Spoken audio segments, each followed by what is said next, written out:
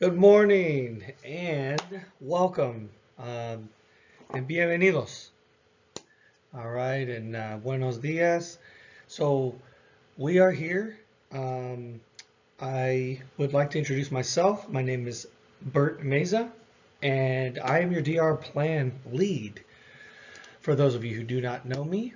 And today is going to be a brief continuity and DR plan kind of proposal. And in your emails that I sent you guys, um, should have copies of the actual disaster recovery plan. So if you would like to, you can follow along and maybe have some details in there where we don't have necessarily a slide for every single topic that we're going to discuss. And so, bear with me and try to keep up in the written form. And yeah, so let's go ahead and get started. So, when we talk about a DR plan, we're talking about a document that is going to serve your company and its needs. And the document is intended to serve as a centralized report of information, tasks, and procedures that are necessary to aid in the facilitation of, in this case, Gimnasio de Grootworks. And this will help specifically in the management's decision-making process, and one that relates to a timely response and potential disruptions and or the extension or extended interruption of operations that pertain to Gimnasio de Grootworks. And so what we try to do is to create a plan that will help mitigate a disaster should that come to your business. Now, regarding personnel and the financial resources, the information, tasks, and procedures discussed in this plan represent Gimnasio de Grootworks and the management's demonstration of commitment to the response, resumption, recovery, and restoration planning. This is essentially of great importance that the information and the actions laid out are to remain viable, meaning they work, and maintained in a state of currency in order to best mitigate and ensure that the adequate accuracy concerning the contents as they pertain to said disaster. And let me be clear as this relates to your business. And in particular, you guys run a gym. And so the contingency plan is intended to provide the necessary framework to establish, build, and most importantly, to expand on constructing plans to ensure the safety of the employees and the resumption of time-sensitive operations should an event occur, whether that's a disaster or in your gym's case, this could also be an incident, an injury to one of your clients. And so within the plan, the information that resides in it is set forth, contains information related to the frequency of updates required, the information that must be maintained regularly to ensure the contingency plan actually remains viable. So there's no sense in having a plan that should be needed, not be at least up to date or current. So if we have a technology that is, several years old against a threat that may present itself today, we want to maintain a constant state of readiness in as it pertains to these events. So, as I stated before, the contingency plan that we have contained is written through Microsoft document, and currently we're filming a PowerPoint to kind of give a lay of the land and a brief overview. And so you should have it printed out. It is very important that this plan is understood by all the employees, the users, and the administrators of Gimnasio de Grootworks. And at a minimum, we seek to advise those who are at minimum within the team. So that would be regarding the business, response, resumption, recovery, and restoration teams, all involved in what would be known as this DR plan. So what we like to do is evaluate the mission critical applications and processes. So efforts to support this mission that involves key processes and policies. So key processes and policies are based on a number of factors, primarily recovery time as it pertains to the gym running smoothly, providing its services that it is committed to its clients. So we've listed 4, and roughly speaking, we're concerned with internet, cloud systems, POS system, and premises security. So we've chosen these and we've kind of ranked them, and what we tend to do is we will build a graph or a chart, and in our case here, we've built a quick, simple chart that is based on impact profitability. So how much is it going to cost against what that risk is of loss? So the higher the loss or rating, the more impact it's going to have on the amount of money that we make, or our profitability. The second is its contribution to strategic objectives of the company. So will this disaster or incident affect the objective of our company? So if the internet goes down and we provide a service that has an application, for example, people come in to work out, they depend on this application that they can pull up on their phone, and if the internet is down or the application itself is not working, then we may have an issue with the objective of our company, which is to provide this service. Moving on, the impact of internal company operations. So if a flood happens, how does that impact our internal operations?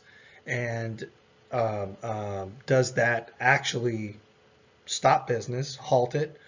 And then that kind of leads into our impact with regard to our image as we are seen by the public. So if we are ill prepared, as we spoke about previous slides, maintaining a current disaster plan, how bad are we going to look if we are not prepared? And it's very obvious if we have not taken a look at our plan, right? So, we just want to consider these things, and we take the most important parts of running our business or your business, and we try to balance them and figure out what is most important in its as a whole to keep your business running, which is our primary goal. So the second following this would be a close look at inventory and equipment and supplies. So being a gym, we're talking about training equipment, big squat racks, bench racks, dumbbells, and possibly music, cardio rooms, so specific exercise equipment as it pertains to maybe, let's say, a boxing room or a power training room. So we're looking and evaluating. So this would include Wi-Fi hotspots, alarm systems, and even the front door, which you guys are being a 24/7 gym operation. If these things go down, we need to know. If we don't know what we have, we can assess. So backup procedures. Backup procedures are maintaining current backups that are critical to the access and security of the facility, facility's ability to remain profitable and meet the client's physical workout needs. So questions that we want to answer in this process would be how and when will backups be created? Who is responsible for creating the backups? How and when will backups be verified so that they are known to be correct and reliable? who is responsible for those verifications of backups? Where will the backups be stored and for how long? How often are they to be tested? When will the plan be reviewed and revised? And how often will the plan be rehearsed? And who takes part in this rehearsal? So moving on to vulnerabilities in business, we recognize that Jim has vulnerabilities. And these vulnerabilities will affect the business's success and the success of the clientele in their fitness journey. As part of a bi-weekly meetings, we would like to structure that will discuss and evaluate any seen and unforeseen presented risks between the scheduled meetings as well. So, for example, if we take a look at, again, we look at the ISP, your internet service provider, suggesting that maybe there's a connectivity issue, a power outage, an accident causing the internet to actually be down, and or rolling blackout fires. As of late, in the state of California, we have had a number of issues with electrical grids having to be protected, and so we have rolling blackouts in order to best serve and prevent or mitigate as part of their disaster relief plan. So what we can do for recovery is monitor traffic, we can test our network regularly, and we can check for equipment updates and software and maintain our hardware. Detection procedures is our detection efforts are to be reported no matter how insignificant they may appear or harmless as they may be. It is critical to assess all potential issues. And what we suggest is what we call the Ooda Loop. And yes, I said Ooda Loop. The Ooda Loop is to observe, orient, decide, and act. And we believe that this provides a framework of how to maintain a situational awareness in a range of situations. And this leaves us with an avenue by which we will report, give appropriate details needed to accurately assess its threat level, and establish and file incidences that could lead up to a discovery threat that is more patient in its attack by revealing a pattern otherwise not seen with good record keeping. We utilize this incident response form to help facilitate, and record incidences. And what this does ultimately is it allows us to have a record, and we can refer back to, we can use to train and build on. And then user training. So as we become more technically advanced and utilize more technologies for our facilities, we recognize the need to educate our valued employees as much as possible and appropriately as it pertains to our company's overall success. Training the user is perhaps our best chance at preventing and mitigating as much possible the threat actors and the technical issues that may arise. So what we want to remember though is to be simple. We want to have the element of surprise, security, unity of command, maneuverability, economy, massing, offensively, and objectively. Now, these are very military based. As you know, we are a military based company. And so we try to approach things, for example, the simplicity in plans. We want to give clear, uncomplicated, concise orders ensured through thorough understanding. And so we try to apply these concepts that we know have worked and have found successful workings within companies at the same rate. So the testing procedures, we want to work on recovery, maintenance, training, and reporting. Now, as they sit, they're pretty self-explanatory. In the maintenance, being a critical component to the growth of the IR plan, because things are always changing. Technologies are evolving, and it is important to go over these things. And one of the key elements or procedures that we like to advocate for are AARs. These are after action reviews, and these are in-depth plan reviews and maintenance scheduled continued training. And these include rehearsals, including any questions the team may have. And we encourage any and all questions um, in this effort to maintain a good testing procedure policy that aids in our growth. So we also believe that it's a very strong tool to have, and that is a point of contact. So when something happens, we have in place a call roster that is very specific, down to the team lead, to those involved in the disaster recovery plan, and this should be updated. And there should be spots where names can be added into, and then as a bi-weekly process to update this either monthly at a minimum and or on a regular basis. So incident response scenarios. So each incident has a report guidance.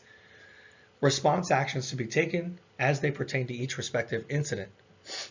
And by this we mean, do we, for a flood, for a fire, in this example, we have the POS system is frozen, stops working mid-use, and we need to know and have a basic plan of recovery. And so having this helps the person who's in the situation active have at least some way to find their way back and correct. And in this form, we can take as good of a record as possible.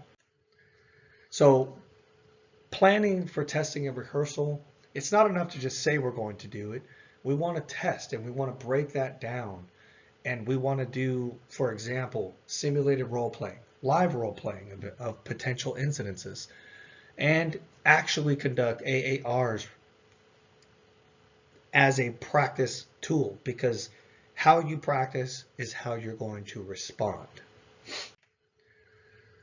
So we have planned training and dissemination. So this regarding how, when we bring new individuals on or we have existing, are we keeping this fresh in the minds of our incident response team and employees, and in some cases to even educate our clients. And the effort is to disseminate the plans of our DR when we have an in-processing, for example, we have a new employee, and we can make this part of our onboard and include them right as they come in. And that way they are made aware, they're brought onto the team, they feel like they understand and have at least a basic level of understanding. And then as we get into the training, we can definitely get them incorporated and helping them feel like they are part of this and take ownership. So we have several of these as we've broken them down into fire, flood, for example, internet, and we believe that just having a plan as it pertains to a specific disaster, this can help us in the event and guide us. So we have a map. But obviously having a map and understanding the map are going to be a couple different things. And so we want to be educating, and this is where the training, the rehearsals are reinforced. So incidences happen. So in this slide we have, for example, an injury. So we want them to be recorded no matter what the severity level. And we want to keep this form as standardized as we can and have as many options as possible when we're talking about this. And so we want to include as many details, and most importantly, we want to record every single issue that may or may not arise. So the recovery phase is important, and to understand, it's important that the recovery phase begins when the incident has been contained and or at least maybe not 100% controlled, but we're there. And the restoration services would include the following points: the impact of site due to the incident, equipment damage if in fact there has been, and a business site safety. So we're also going to look at the services that are down. So we're doing all of this as a means of resumption of business operations. And that way we can kind of assess, take in as much information as possible so that we can make the best recovery plan. And this also would include the AAR at the end to kind of give all persons involved an opportunity for closure and, again, ownership. We are only as effective as our team has taken ownership of these plans.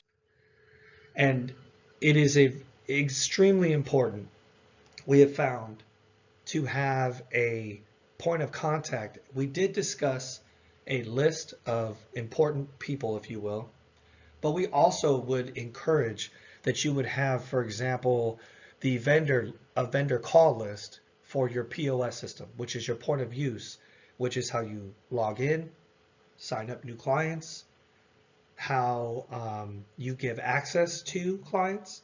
And so we do believe that this is a vital part. So the purpose and the scope, as we close, the purpose and the intent of this contingency plan is to enable the ability to maintain and execute mission critical processes.